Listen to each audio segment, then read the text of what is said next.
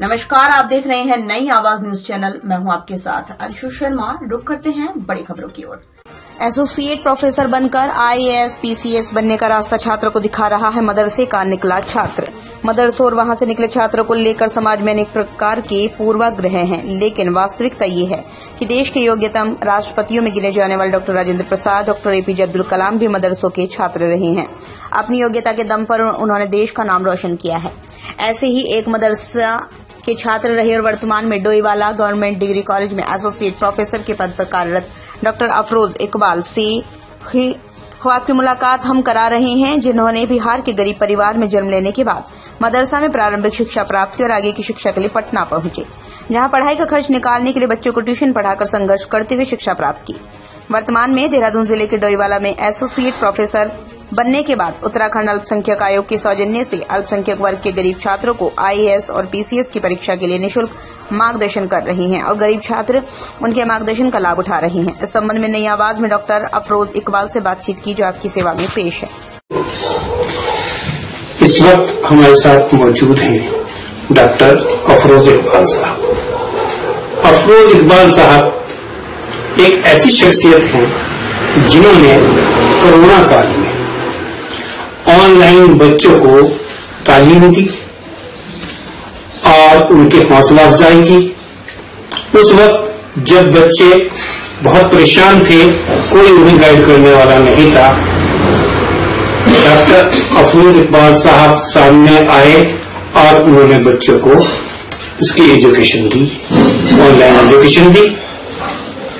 आज आप उत्तराखंड अल्पसंख्यक आयोग की तरफ से एक गाइड के तौर पर काम कर रहे हैं। आप ऑनलाइन आईएएस पीसीएस की भी तैयारियां करा रहे हैं। आइए देखते हैं, उनसे बात करते हैं कि किस तरह से आप बच्चों को गाइड करते हैं, कहीं कहीं चीज की एजुकेशन देते हैं और आज इस मकाम तक आप कैसे पहुंचे। हमारे चैनल में आपका इस्तकबाल है। Thank you very much. हम चाहिए कि आप हमारे दर्शकों को बताएं कि इस मकाम तक आप किस तरह से पहुंचे और आपके सामने क्या क्या परेशानियां आई और उन दुश्वारियों को आपने कैसे जी देखिए, मैं बिहार के एक छोटे से गांव का रहने वाला व्यक्ति हूं और जाहिर सी बात है, प्राथमिक शिक्षा हमारी उर्दू में मदरसे में हुई और उसके बाद जब हम हाई स्कूल में गए, जो आमतौर पर लोअर मिडिल क्लास की हालत होती है, तो किसी तरह से मैट्रिक क्वालिफाई किया, माशाल्लाह बहुत अच्छा रहा। उसके बाद हमारा हौसला था कि भाई अच्छे 10th के बाद अच्छे स्कूल में पढ़े, 10+2 में, उसके लिए हम पटना आ गए। बट उससे पहले हमें स्ट्रगल करना पड़ा कि हमें ट्यूशन ढूंढना पड़ा पटना में आने के बाद, और हमने ट्यूशन ढूंढा। आज तक देखिए वो ट्यूशन के बच्चे हमसे कनेक्ट हैं, कोई इंजीनियर बन गए हैं, कई LLB कर लिए हैं वो सारे। तो ट्यूशन पढ़ा करके पहले मैं इंडिपेंडेंट हुआ, फिर एडमिशन हुई, फिर ये प्रक्रिया चलती रही और BA MA करके मतलब MA में जब हम गए तो वहां पे मेरा नेट क्वालिफाई हो गया, मतलब करंट में नेट क्वालिफाई हो गया पेरिंग में। और उसके साथ साथ ये पढ़ाने का सिलसिला, ट्यूशन के साथ साथ मैंने कोचिंग उस समय वहां पे नेट के लिए कोचिंग सेंटर खोला था और वो कोचिंग वगैरह चल रही थी। सोशियोलॉजी पढ़ा रहे थे आईएएस के बच्चों के लिए, तो ये था। और इसी बीच में लोक सेवा आयोग का फॉर्म आया, मैंने भरा, उसमें मेरा चयन हो गया। बड़ी खुशकिस्मती रही। उत्तराखंड लोक सेवा आयोग, उत्तराखंड आने के बाद मुझे एक नया परिवेश मिला, नया पर्यावरण मिला। मैं नारायण नगर में मेरी पोस्टिंग हुई, पिथौरागढ़ में। नारायण नगर में अब ये था कि रूरल बैकग्राउंड के बच्चों को जो हम वहां कर रहे थे, तो हमारे अंदर एक जज्बा था कि उसी चीज को वहां पे भी भाई देना है। तो हमने बच्चों को बुलाना शुरू किया। हम वहां पे लाइब्रेरी इंचार्ज वगैरह भी थे। लाइब्रेरी में हमने कहा कि 9 बजे आप लोग आओ, जो बच्चे अलग से जीके पढ़ना चाह रहे हैं एक्स्ट्रा, क्योंकि 10 बजे कॉलेज था, तो 9 बजे आप आइए, 9 से 10 हम जीके आपको स्पेशली पढ़ाएंगे। और ये सिलसिला चलता रहा। इस बीच में हमने क्विज वगैरह काफी कराए, कॉलेज वर्सेज GIC, GGIC, बहुत सारे वहां पे जितने भी, तो ये सिलसिला चलता रहा। फिर मेरा ट्रांसफर देहरादून में हो गया, डोईवाला कॉलेज में। और दोबारा कॉलेज में आने के बावजूद भी हम ये काम कर रहे, काउंसलिंग का, और साथ साथ में बच्चों को गाइड करना, पढ़ाने का सिलसिला ये चलता रहा। लेकिन कोरोना काल में आने के बाद ये सारा एकदम से वैक्यूम हो गया। समझिए कि एकदम सब चीज एम्प्टी हो गई। उस समय बच्चों को एकदम शुरुआती दौर में जब कोरोना काल था, 2-3 महीने का वक्त है, उसको मैं आपको बताना चाह रहा हूं। उस समय की स्थिति ऐसी थी कि किसी को कुछ समझ में नहीं आ रहा था। मैं हायर एजुकेशन में मैं एक वाहिद व्यक्ति हूं जिसने सबसे पहले यूट्यूब चैनल खोल करके अल्हम्दुलिल्लाह मैंने सोचा कि क्या करूं कि बच्चों को ओवरऑल सबको फायदा हो। तो अगर हम सोशियोलॉजी पढ़ाना शुरू कर देते तो सिर्फ सोशियोलॉजी के बच्चे को फायदा होता।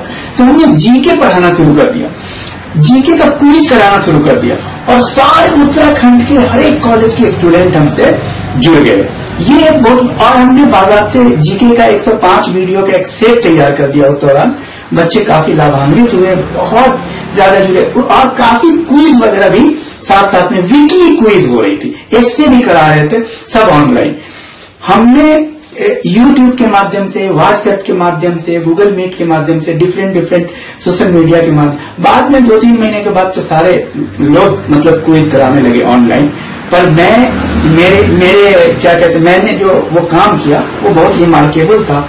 और उस समय हमने काफी मेहनत की, क्योंकि एक जज्बा था। हम आपको ये बताएं, कोरोना काल में मैं 2 से 3 घंटा सोता था, क्योंकि मेरी नींद टूट जाती थी 2 बजे। मैं 1 बजे सोता था, 3 बजे नींद टूट जाती थी। घर के लोग भी परेशान हो जाते थे, इनको क्या हो, क्योंकि मेरे अंदर एक बच्चों की मैसेज रात में 1-1 बजे आती की तैयारी का एक प्लान है, तो पूरा ऑर्गेनाइज में काम हो रहा है। फिलहाल जो आप गाइड कर रहे हैं वो किन एग्जाम की तैयारी करा रहे हैं बच्चों से, और फ्यूचर में आपका क्या प्लान? बहुत बेहतरीन।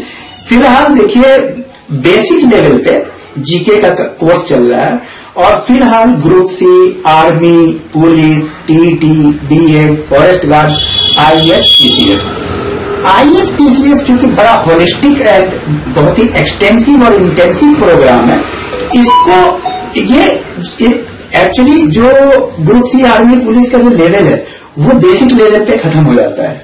ठीक है, एक बेसिक कोर्स है, और उसमें उसके बाद सीरीज है, कई प्रैक्टिस सेट की सीरीज है, history series, political science, geography, economics, science. तो उससे क्या है, बच्चे काफी एक्सपर्ट हो जाते हैं उस प्रैक्टिस को करने के बाद। काफी बच्चे क्वालिफाई हुए। लेकिन ये बेसिक लेवल पे तो सबको करना है, वो सबके साथ है। जैसे मान लीजिए कि आपसे कोई पूछता है कि ये बताइए कि चावल का उत्पादन सबसे ज्यादा कहाँ हो रहा है, तो चावल का उत्पादन सबसे ज्यादा कहाँ हो रहा है ये सबको जानना है, आर्मी वाले को भी, पुलिस वाले को भी, आईएएस वाले को भी। अब आईएएस के जो स्टूडेंट है एक्सटेंसिव पढ़ेंगे आगे चल के, उनको एनसीईआरटी पढ़नी है, टेक्स्ट पढ़नी है, उसके लिए एक अलग प्लान है। तो उनके लिए मेंस की तैयारी का पूरा फोकस्ड है, ऑर्गेनाइज वे में स्पेशलाइज तैयारी होगी जी।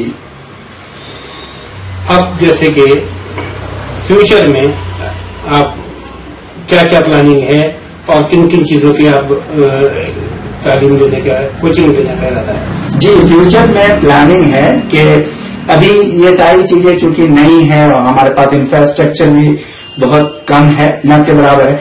इंफ्रास्ट्रक्चर डेवलप होगा तो मैं उम्मीद करता हूं कि अलग अलग से, जैसे स्पेशली आईएएस पीसीएस के लिए स्पेशल फोकस करें, क्योंकि इस क्षेत्र में बच्चे मैं देखता हूं कि बहुत टैलेंटेड है, बट उनको, जैसे खासकर से रूरल एरियाज में पहाड़ों के बच्चे टैलेंटेड है, बट उनके एक माइंडसेट क्या है, आर्मी में जाना है, पुलिस में जाना है, ग्रुप सी की, फॉरेस्ट गार्ड का माइंडसेट बना हुआ। उस माइंडसेट को चेंज करके जो एक माइंडसेट आईएएस का होता है, जैसे आपने सुना होगा कि बिहारी बच्चे आईएएस क्वालिफाई कर, तो मैं चाहता हूं कि वो माइंडसेट यहाँ पे एक डेवलप हो कि बच्चे आईएएस के बारे में सोचे, पीसीएस के बारे में सोचे।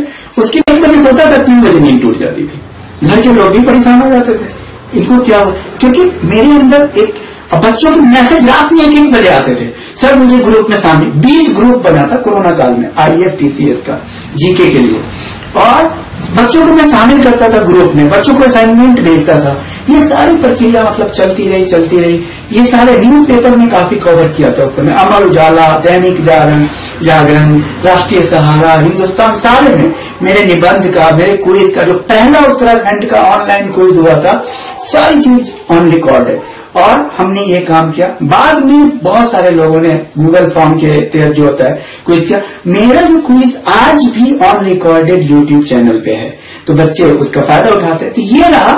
इस बीच में हमें कॉलेज लेवल पे सारे स्टूडेंट जान गए थे, टीचर्स जान गए थे कि अफरोज इकबाल है। चूंकि मैंने अपना नाम उसमें career guide doctor Afroz Iqbal रखा, वो नाम मुझे पसंद आ रहा था, तो लोग मुझे जानने लगे थे उसी दौरान। अच्छा, अब जैसे कि आपकी खिदमत उत्तराखंड अल्पसंख्यक आयोग ने ली है ताकि आप अकलियतों को बच्चों को गाइड कर सकें। देखिए, आपने बहुत अच्छा सवाल उठाया है।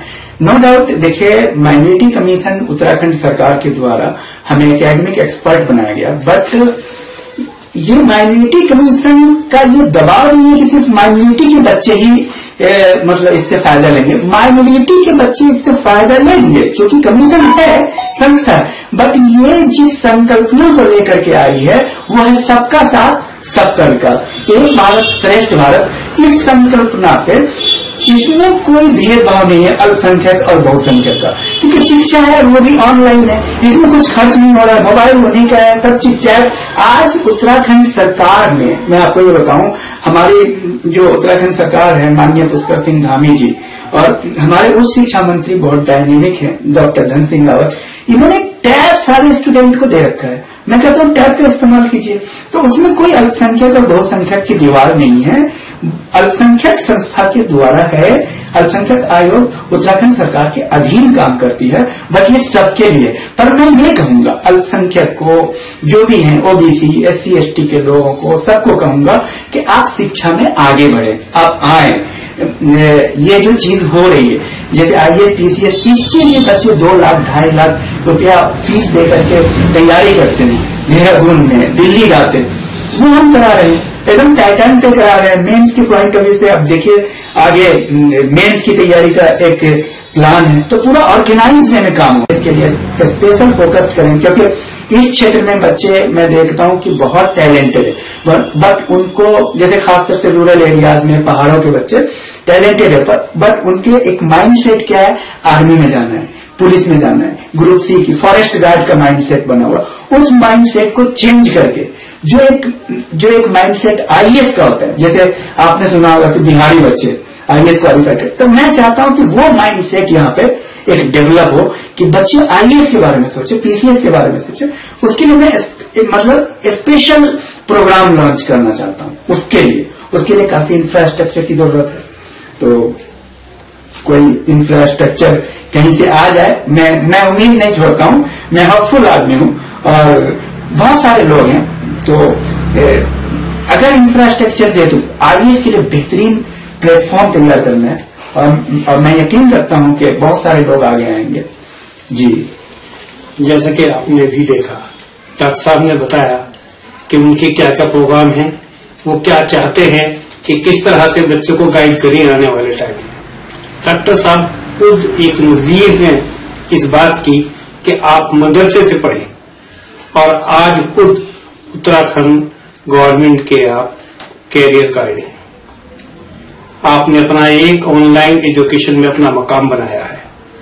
कोई भी शख्स जिसकी बुनियादी तालीम कहीं से भी शुरू हुई हो, वो ऊंचा मकाम हासिल कर सकता है। डॉक्टर इकबाल साहब खुद इस बात की मिसाल है। आपका बहुत बहुत शुक्रिया, आप हमारे चैनल में तशरीफ लाए। Thank you very much. आपका भी।